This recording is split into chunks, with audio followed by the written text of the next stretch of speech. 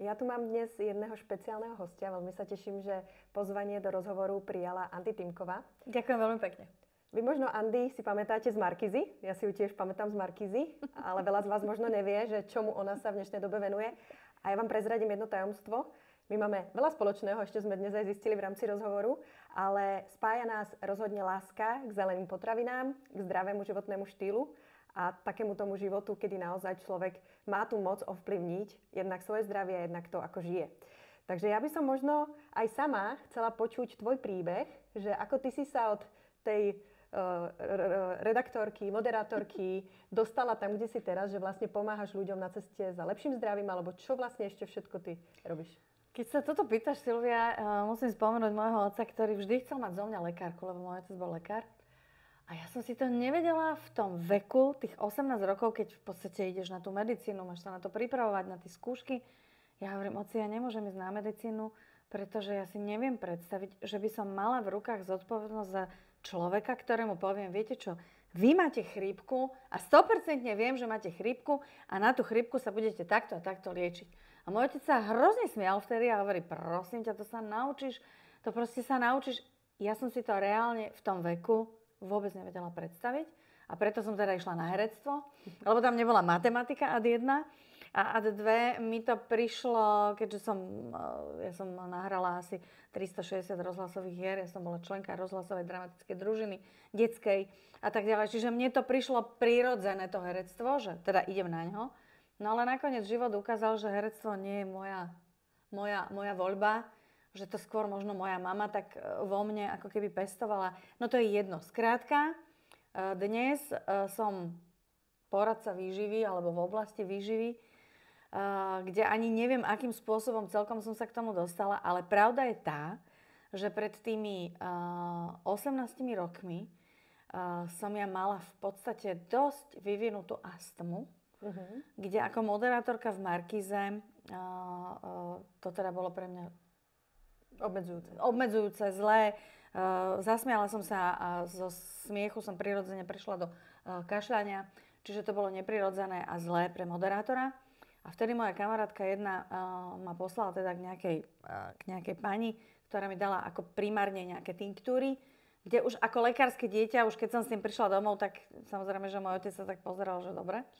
No a potom sa stalo to, že som stretla Gabiku, moju sponzorku v rámci zelených potravín a tá mi povedala, Anduška, prosím ťa, nechceš skúsiť jačmeň užívať? Že to by ti mohlo s tou astmou pomôcť. A ja som sa tak akože začala smiať. Že s astmou, no neviem, ale dobre. No, a ja som to začala užívať asi niekedy v marci, alebo povedzme v apríli, a pred tými 18-19 rokmi. A niekedy v júli sme boli na prvej dovolenke s mojím mužom a ja som brala teda už kortikoidné spreje na astmu. Brala som súbežne jačmeň a chlorelu. A ja som si na tej dovolenke povedala, že ja ten sprej na tú astmu vyhodím. A môj muž povedal, prosím ťa, nerob to. Lebo preboha živého, čo keď sa niečo stane a ty nebudeš mať, nechaj si to v kufri. Ja hovorím, nenechám si to v kufri, lebo ma to bude mátať, ja to proste vyhodím, upratovačka to odnesie a je to vybavené. No tak ja som to naozaj urobila, to bolo nejaký piatok. A do pondelka som dosť výrazne teda kašľala, huhlala, hlieny, neviem čo. V pondelok, ja na to nikdy nezabudnem, takto to uťalo. A vlastne ja som nepotrebovala ten sprej. Ja som prišla domov, júl, august, v septembri mi volala pani primárka Michaličková z nemocnice, kde som teda chodila k nej na kontrolu a na lieky, že teda kam chodím na lieky. Ja hovorím, no nechodím nikam. A ona, že jak nikam? No ja to neberiem, pani primárka. Akože neberiete? No ja neviem, ja to nepotrebujem. Ja si myslím, že nemám astmu. A ona sa tak zasmiala a hovorí, no dobre. Andy, prosím vás, príďte, urobíme všetky vyšetrenia. A potom sa budeme ďalej rozprávať, že čo s vami, hej? A dobre, tak som prišla, urobila spirometriu, krv mi zobrala proste všetky vyšetrenia. Nikdy na to nezabudnem. Sedela za tým stolom bielým, takto pozerala tie moje papiere, výsledky a hovorí, vy nemáte astmu. Nechápem, ale nemáte. A že čo ste urobili? A ja som vytiahla jačmeň a chlorelu a hovorím, pani primárka, toto som začala užívať. A A ona tak ako krútila hlavou, ale nič mi nepovedala na to nejaké znevažujúce.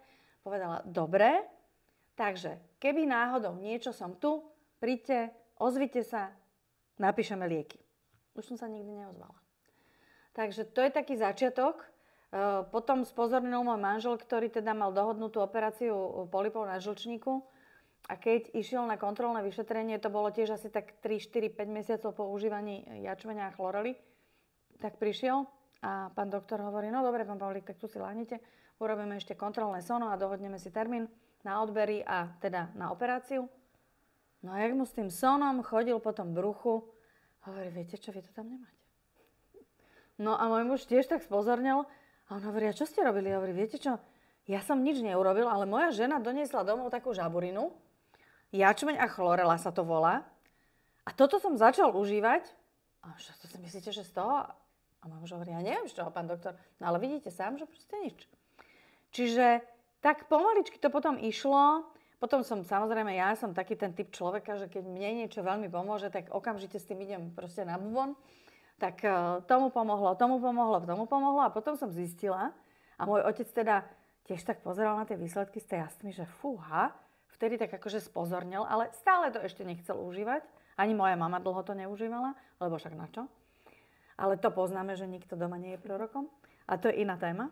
Takže toto je môj základ a taký v podstate nástrel toho, že ako som sa ja dostala k tomu zelenému, že vďaka riadeniu osudu, ja si myslím, že Pán Boh ma má veľmi rád, lebo mi poslal skvelú Gabiku do života, ktorá mi to naozaj teda odporúčila a ktorej dodnes vďačím za to, že som zotrvala s ňou a ona s mojou povahou a že proste ma vedie a že je taká milá, pokojná a že ma nasmerovala tým správnym spôsobom, pretože to je asi to najdôležitejšie. Lebo ja si myslím, že dnes by som bola stále na liekoch a neviem, ako by som vyzerala a neviem, či by som v podstate vôbec žila, lebo to je naozaj akože už veľmi dávno. Čiže môj základ so zelenými potravinami je tento príbeh. Podľa mňa je úžasné, ja sledujem tvoj Instagram, jak ty vlastne ukazuješ tú cestu ľuďom, ako sa dá žiť aj vo veku 40-50 rokov, že častokrát, keby sme zobrali teba a ženu v tvojom veku, ktorá jednoducho má neviem koľko diagnóz, veľmi veľa liekov, necíti sa dobre, nežije 62 mám, hej? To je neskutočné. A vždy, keď máme nejaké spoločné akcie, tak neverím tomu, že to tak je. Ale pre mňa, keď prišli zelené do cesty, tak ma fascinovalo, koľko majú nutrientov, áno, vitamínov, minerálov a to som vôbec netušila, že čo to urobí s tým telom. A častokrát mi ľudia hovoria, že to mi chcete povedať, že to je vážne také zázračné? A ja hovorím, že ono je to zázračné vlastne v tom, že je to prirodzené a naštartuje to tie vaše samoliečebné procesy tela. A ja si myslím, že čím viac takých ľudí ako my sme, ktorí ukazujú tú silu zelených potravín, ja teda sa špecializujem hlavne na deti a na ženy, a tí chlapi napríklad začínajú až v poslednom tom kole to jesť. A ty možno zase to máš opačne, alebo najlepšie, ak to je celá rodina, že? Nie, je to takto, ako to hovoríš. Chlapi sa pridávajú pozvoľna. Áno, pretože je to také akože zelené čudo. A ja napríklad, keď som prvýkrát pila jačmeň, to bolo ešte pri 13 rokmi, keď som bola prvýkrát tehotná, lebo moji rodičia s tým vtedy pracovali, tak ja som povedala, že v živote túto zelenú žaburinu nebudem piť. A teraz je pre mňa tá zelená žaburina ráno to palivo, na ktoré sa teším. A keď ja ľuďom poviem, tí, ktorí majú problém, že im to nechutí, lebo nemajú čistú mikroflóru a vyváženú, tak ja im hovorím, že pre mňa je to jak pohár mlieka, keď si niekto ráno dá. A ty máš nejaký deň, kedy by si tie svoje zelenáče nemala? Neblázne. Nemám. Ja si to ani neviem predstaviť a mňa sa mnoho ľudí pýta, že pani Tinková, ako dlho to mám užívať? Ja hovorím, no ideálne celý život. A že prečo? Ja hovorím, no a mrkvu ako dlho užijete? Alebo brokolicu? No však, no neviem, no dlho, no celý život. No, tak prestaňte jesť mrkvu, prestaňte jesť brokolicu. A takto to je, no áno, to sú potraviny. To, že to sa označuje, že to musí mať nejaký prívlastok, že to je teda doplnok stravy alebo výživný doplnok, výživový doplnok, to je len v rámci legislatívy, nejak to musíme upratať. Ale v zásade, keď vychádzame z toho, že je to základ potravinového reťazca na súši, je proste jačmeň, lebo to je tráva. A riasa je vo vode, tak to sú základné potraviny. Ja to mám ako super potraviny, ktoré naozaj nasytia naše telo tým, čo v tejto chvíli potrebujeme. To znamená, že orgány sú podporované, krvotvorba je podporovaná, psychika je podporovaná. Proste, keď sa dobre naješ, tak jak sa cítiš? No dobre sa máš. Tak to je dobré jedlo, zdravé jedlo. Čiže ľudia dnes nevnímajú, že majú stres z nesprávnej stravy. Ja im to vysvetľujem. Hovorím, viete čo? Ten žalúdok ráno očakáva niečo. Vy mu dáte niečo, čo možno ani on nechcel. Potom si hovorí, no tak dobre, tak na obed hádam dá niečo dobré. No zase nedáte dobre. Čiže vy stresujete vnútorné orgány, celé telo, aj psychiku, zlou stravou. A keď dodáte zelenú stravu k tomu, túto jačmeň chloralu, tak zrazu to telo dostáva niečo, čo dovtedy nedostáva. Čiže nejaká harmónia sa začne diať a potom sa začnú diať presne to, čo hovoríš, samoliečebné procesy. Zrazu mi volajú ľudia, že Ježiš, ja nepijem kávu, mne to nechutí. No nepotrebujete ju. Hej? Pri káve to je taký zvláštny fenomén, že pre mňa je káva oddych. Pre mňa je kávička, že nemusím ju piť, ale je to, že sedím s kamoškou, pokecáme si kávička. Ale v skutočnosti tá káva je nápoj, ktorý je veľmi diskutabilný. Zo všetkých strán. Či už z hľadiska toho, že ochladzuje, drá sa tie sliznice, hej, že káva na lačno je proste brutál. Ale tí ľudia na to musia prísť sami. Hej, že niekto mi príde, celý život má problémy s trávením a hovorím, kávu kedy pijete? No ráno prvú, no prestaňte to robiť. Ale však, a čo mám piť? No jačmeň. Hej? Alebo dajte si jačmeň, potom si dajte kávu, proste iné poradie zvolte. Čiže za mňa je to niečo, čo je perfektné, vyvažujúce, nutrične bohaté a hlavne úplne jednoduché. A mňa by zaujímalo, keď si spomenula to ráno. Čo si dáš prvé ráno? Teplú vodu alebo jačmeň? Teraz to mám tak inak, lebo už som dospela do štádia. Bola som v Indii 2-krát, tam ma naučili tú teplú vodu piť. To je proste úžasná vec. Ja pijem teplú vodu vlastne kontinuálne. V lete, v zime, ja pijem teplú vodu, ja nepijem studené. Nič, mi to proste nerobí dobre. Čiže ja si dám ráno najskôr vodu teplú, nejaký čajík si urobím, nejaký sles, nejakú medovku, alebo konopný čaj je vynikajúci. Ja som ten cholerický typ, čiže ja potrebujem sa upokojovať, čiže ja takéto niečo si dám. A potom niekedy ten čajík mi vychladne, do toho si dám jačmeň, urobím si vajíčko na mäko, aj 3 vajíčka na mäko si dám, proste k tomu si dám nejaký sírček a zapijem to s tým jačmeňom. Niekedy do toho jačmeňa si dám akože kokosové mlieko, napením si do toho si nalejem ten jačmeň, ako keby kapučino, ale teda je to jačmenčino. Je to úžasný nápoj, to telo je v pohode, to trávenie za to ďakuje. Ten pocit, proste všetci máme ten pocit tu. A to sa netreba proste oklamať, alebo nechať, alebo ľudia sa aj sami klamú. Že to je dobré. Hovorím, ale jak sa cítite?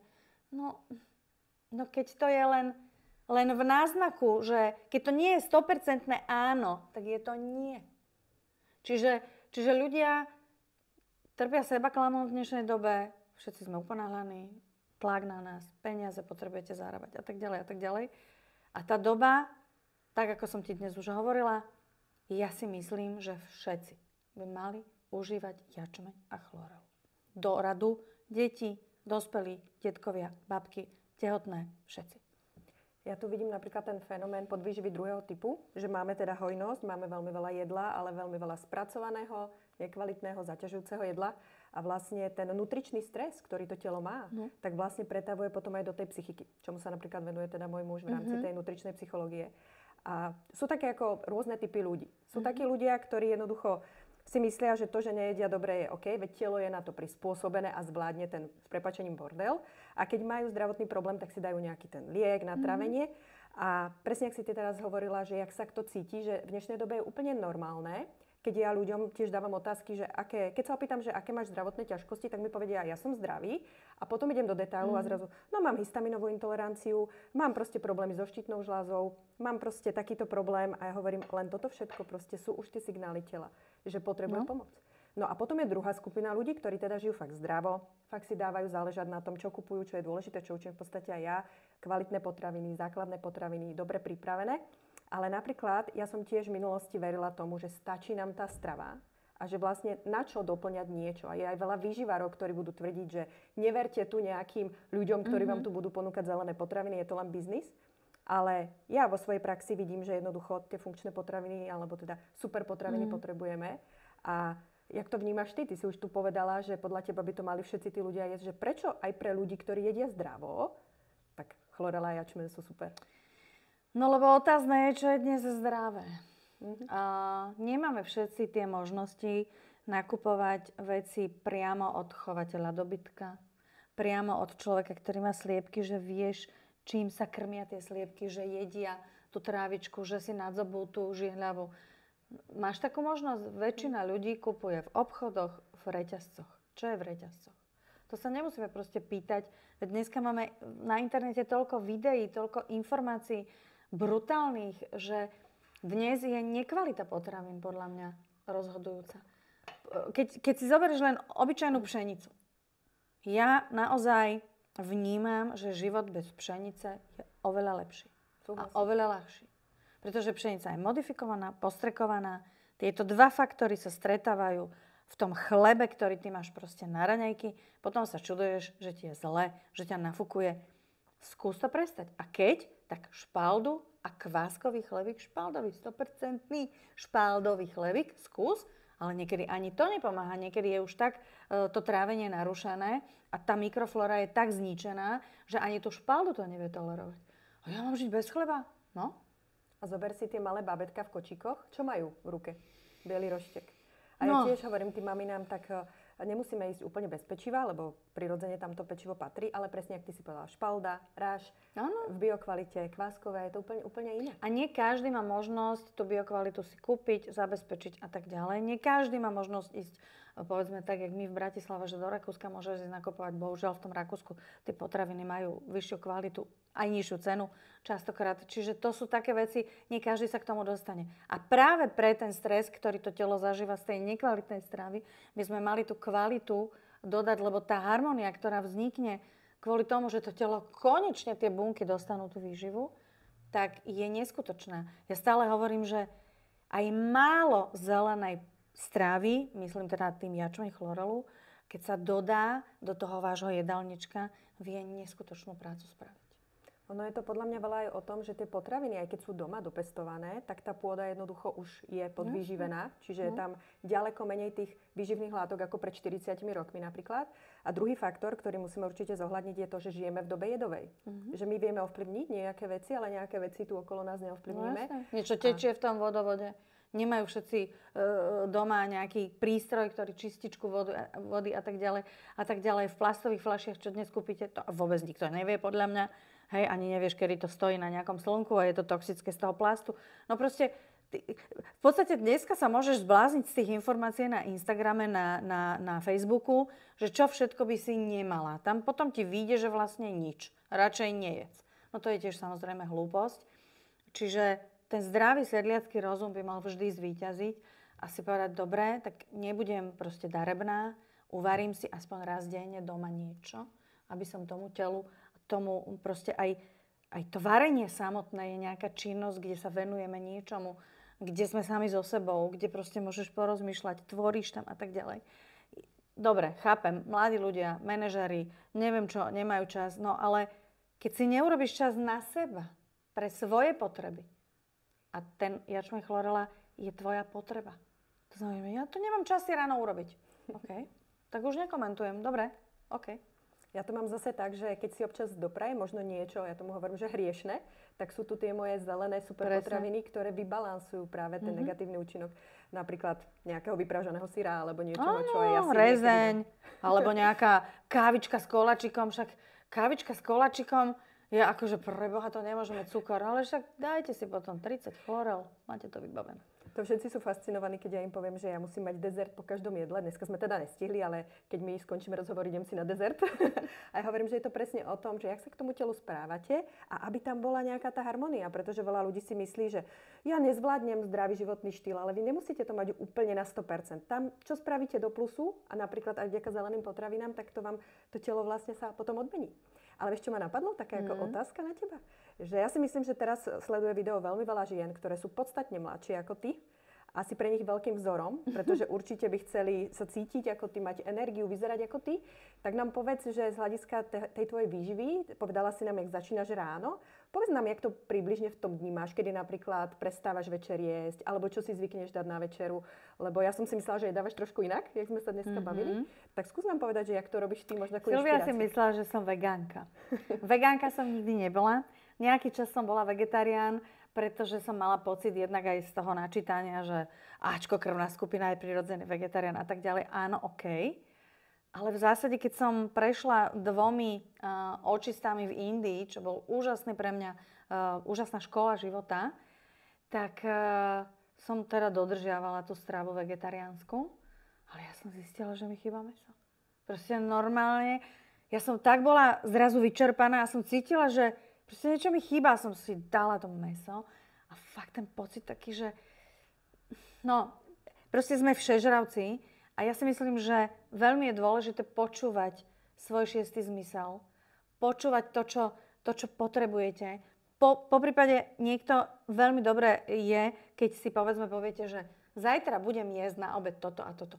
Normálne to vedomie, tá psychika, ten žalúdok, tie šťavy sa pripravia na tú plnenú papriku.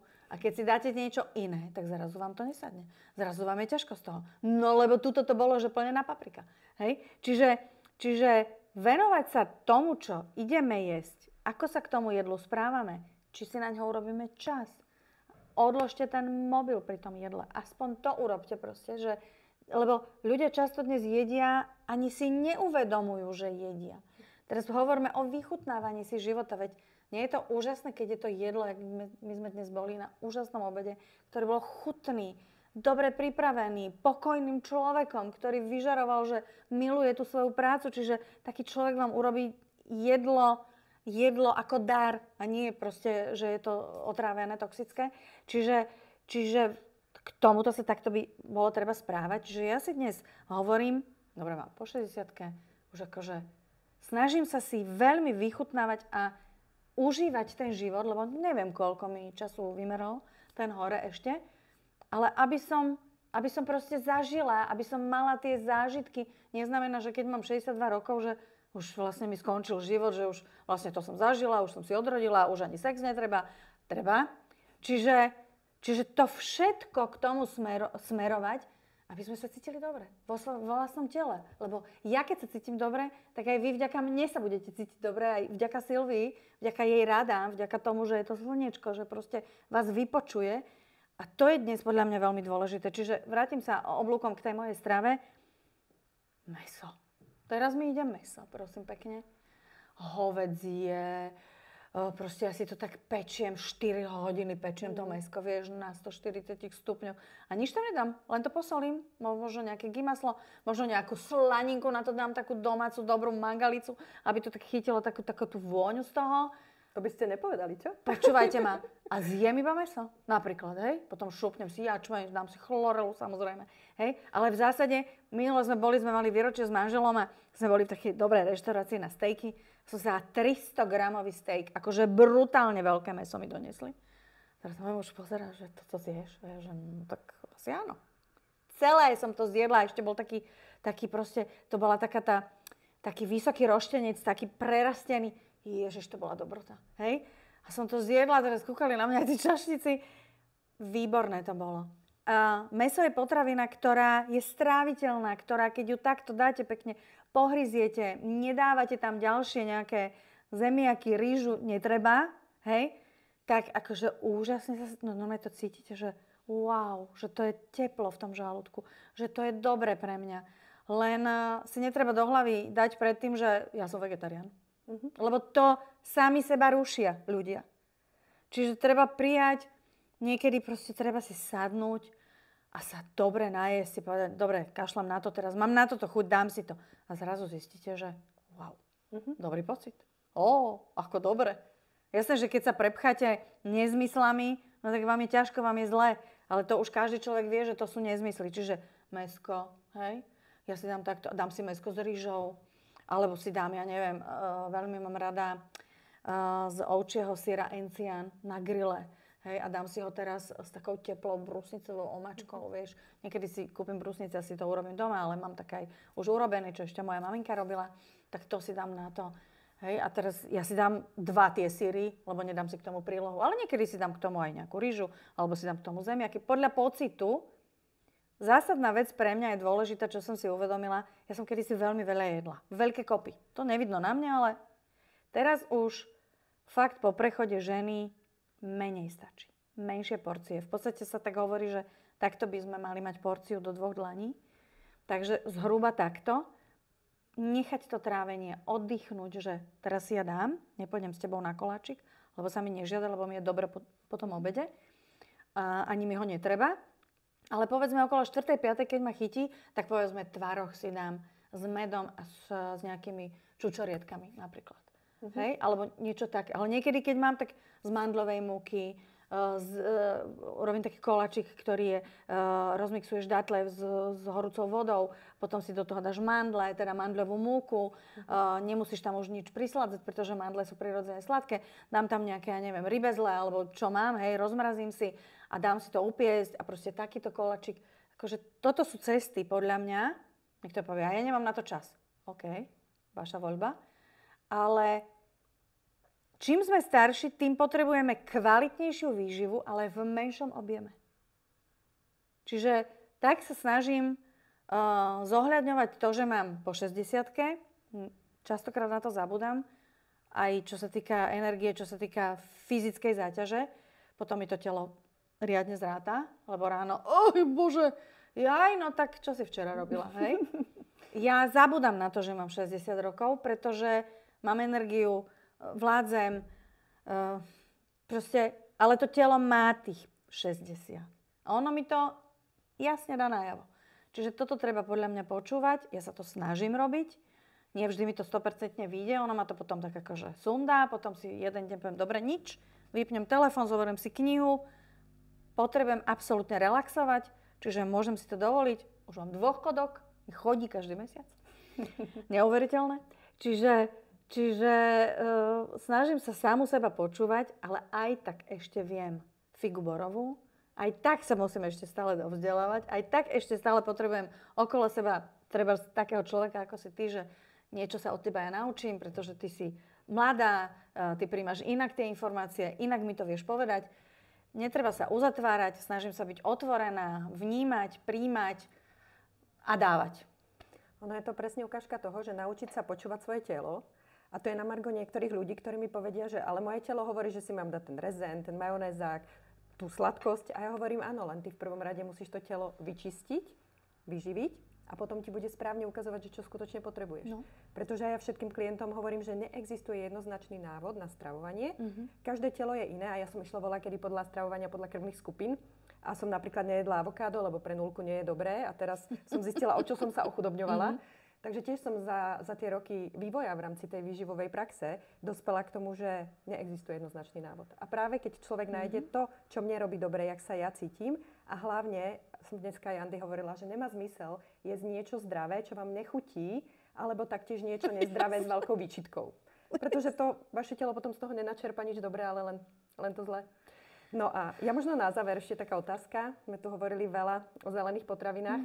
My máme obidve veľmi veľa zákazníkov, ktorí vlastne jedia zelenáče, jak my im hovoríme. A som sa pýtala dneska Andy, že či má nejaký taký ako wow príbeh alebo spomienku, že komu ako pomohla a presne povedala, že tých príbehov je tak veľa, ale mňa by možno zaujímalo, že či predsa len nejaký nám tu povieš, na ktorý si spomenieš, taký akože keď si fakt povedala, aj ja si niekedy poviem, že wow, že ja viem, aké sú tie zelené potraviny úžasné, ale opäť ma to ešte znovu dostalo a prekvapilo. Ešte taký príbeh, ktorý najviac si pamätám a je aj úsmevný, ale je aj veľmi poučný, je môj ocko, ktorý keď teda mal 81 rokov, tak dal sa na operáciu srdca a vymenil mu doktor chlopňu. Aj keď on povedal, že on nechce tú operáciu, že on by vlastne, že to je nezmysel, ale dobre, celá rodina sme na ňo tlačili a on teda vo veľmi zúfalom stave z tej nemocnice sa dostal, kde operácia trvala asi 6 hodín, potom sa nevedel preberať, potom dostal zápal plúc v tej nemocnici, 81-ročný, no proste katastrofa.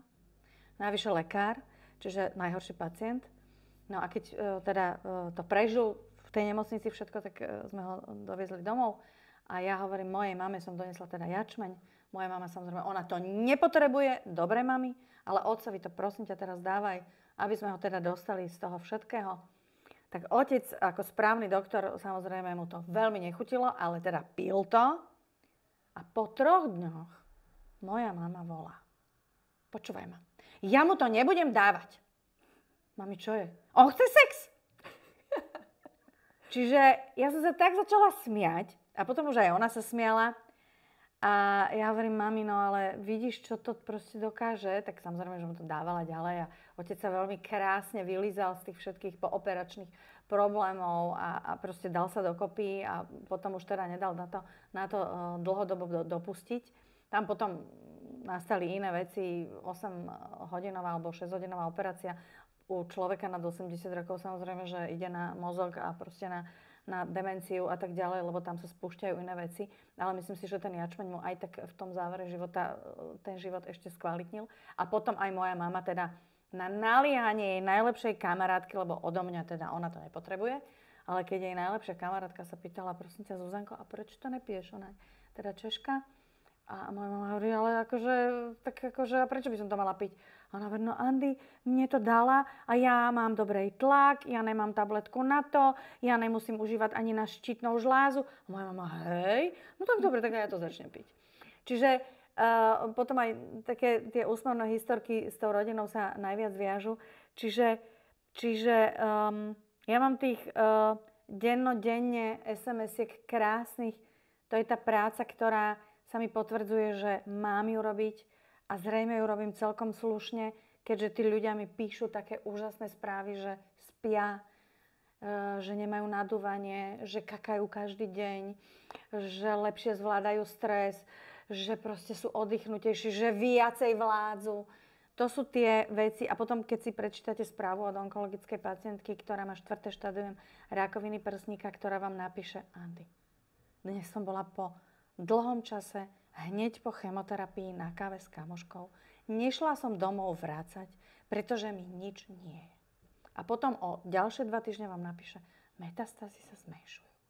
Takže to je za mňa, preto to robím. Nie pre peniaze, ale pre toto, čo sa nedá kúpiť.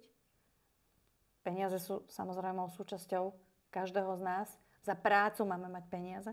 Takže to je jedna vec. Ale druhá vec je tento krásny proste benefit, ktorý neviem, kde v iných prácach sú takéto benefity, ale ja to zažívam denne a za to som nesmierne vďačná.